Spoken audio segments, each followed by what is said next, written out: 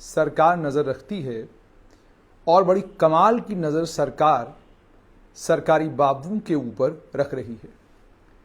अलग अलग सरकारी बाबुओं को लेकर जो शिकायतें लेफ्टिनेंट गवर्नर के दफ्तर तक पहुंचती हैं या गुप्तचर विभाग तक पहुंचती हैं या किसी और माध्यम से सरकार तक पहुंचती हैं, आप ये भी जानते हैं कि लोगों का एक मिजाज है कि लोग अफसरों को लेकर शिकायतें करते रहते हैं और कई लोगों की तो आदत और तबीयत ये है कि वो घर में बैठते हैं, किसी के नाम पर भी चिट्ठी जो है कभी क्राइम ब्रांच में लिख देंगे, कभी विजिलेंस में लिख देंगे, कभी एलजी को लिख देंगे। चिट्ठियां लिखने का लोगों को बहुत शौक है।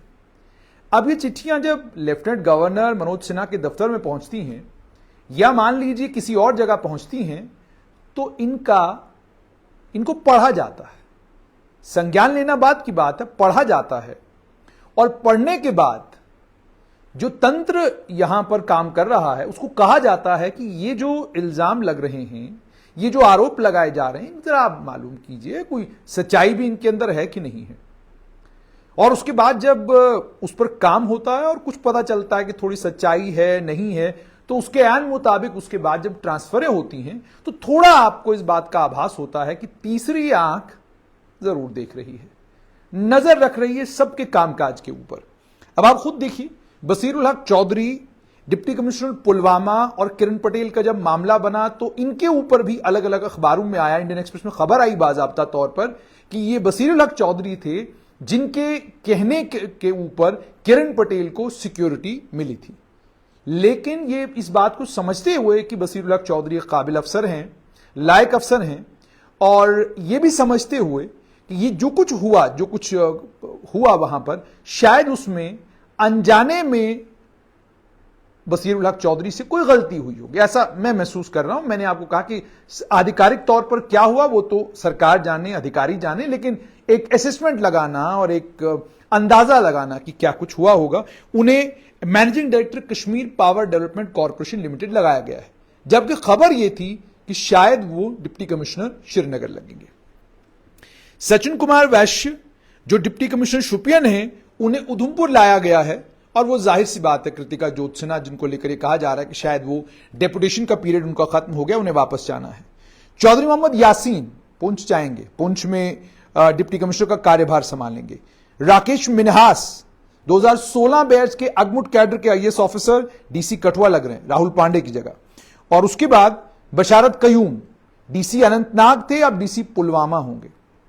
मिंगा शेरपा ये एमडी थे Jammu Kashmir tourism development corporation, उन्हें एडिशनल सेक्रेटरी लगाया गया है एलजी के दफ्तर में, और साथ में इन्हें managing director tourism development corporation और डायरेक्टर इंफॉर्मेशन जेन के दोनों चार्ज इनको दे दिए गए हैं। फखरुद्दीन हमीद पिछले दिनों ही इन्हें डीसी बडगाम लगाया गया था, लेकिन अब सरकार को लग रहा है कि वो शायद अनंतनाग में उनकी जरूरत है, उन्हें डीसी अनंतनाग लगाया गया है। फजलुल हसीब जो डायरेक्टर टूरिज्म कश्मीर थे, इन्हें डीसी शोपियान लगा दिया गया है। अभिषेक शर्मा जो चीफ एग्जीक्यूटिव ऑफिसर जेकेईजीए थे, उन्हें ट्रांसफर करके डीसी सांबा लगाया गया है और डीसी सांबा अनुराधा गुप्ता को जेकेईजीए में लगाया गया है। अक्षय लाबरू लेफ्टिनेंट गवर्नर के दफ्तर में एडिशनल सेक्रेटरी और साथ में कार्यभार इनके पास था इंफॉर्मेशन विभाग का, इन्हें डीसी बडगाम भेजा गया है। राजा याकूब फारूक उन्हें डायरेक्टर टूरिज्म कश्मीर लगाया गया है और इसी तरीके से इंद्रजीत जो डीसी पुंछ थे, उन्हें एमडी सिडको लगाया गया है। शिव कुमार गुप्ता नए वीसी जेडीए होंगे और पंकज मगोत्रा एमडी होंगे जे&के पावर डेवलपमेंट कॉर्पोरेशन के।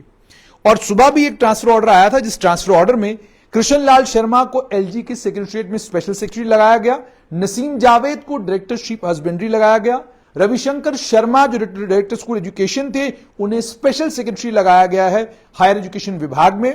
Rifat Kohli director food supplies, civil supplies and consumer affairs आ गई हैं। अशोक शर्मा 6 महीने हुए थे इन्हें डायरेक्टर स्टेट्स लगे हुए, इन्हें डायरेक्टर स्कूल एजुकेशन बना दिया गया है।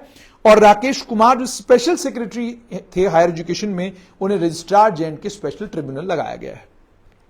ये ट्रांसफर्स हुई हैं और हो सकता है आने वाले दिनों में कुछ और ट्रांसफर्स हों।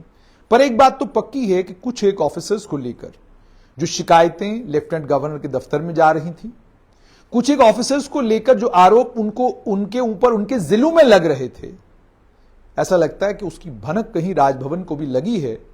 उसके चलते कुछ एक ऑफिसर्स को बड़ी इंपॉर्टेंट पोजीशन से, मान लीजिए एक ऑफिसर तो ऐसे हैं जो 2 इंपॉर्टेंट पोजीशंस पर इससे पहले रहे हैं, लेकिन अब जहां उनको भेजा गया है उसे अफसरों ऑफिसर्स की लैंग्वेज में ही कहा जाता है कि भाई एक ऑर्डिनरी सी पोस्टिंग है, कोई खास इंपॉर्टेंट जगह नहीं है।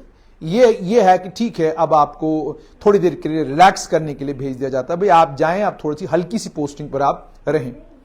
इसी तरीके से कुछ और ऑफिसर्स हैं जिन ऑफिसर्स के साथ बिल्कुल ऐसा ही हुआ है। ऐसा लगता है कि कोई मीटर लगा हुआ है, जिस मीटर के ऊपर आपके परफॉर्मेंस को, आपकी इंटेग्रिटी को और आपके ऊपर लगने वाले आरोपों को गंभीरता के साथ सरकार ले रही है, और इन तमाम चीजों का एनालिसिस ऐसा लगता है प्रॉपरली होता है, और उस एनालिसिस के बाद तय किया जाता है कि किस ऑफिसर को किस जगह लगाना है।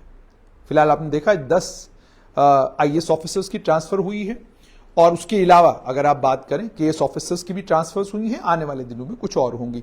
लेकिन ये कि हाँ, वाकई ये है कि तीसरी आंख कहीं से देख रही है, और जो आरोप लग रहे हैं उन्हें गंभीरता के साथ लिया जा रहा है। यही वजह है कि कुछ बड़ी इंपॉर्टेंट पोजीशंस पर थे, और अब जहां गए हैं वो पोजीशंस इतनी इंपॉर्टेंट नहीं हैं ब्यूरोक्रेटिक सर्कल्स में जितनी बाकी जगहें हैं।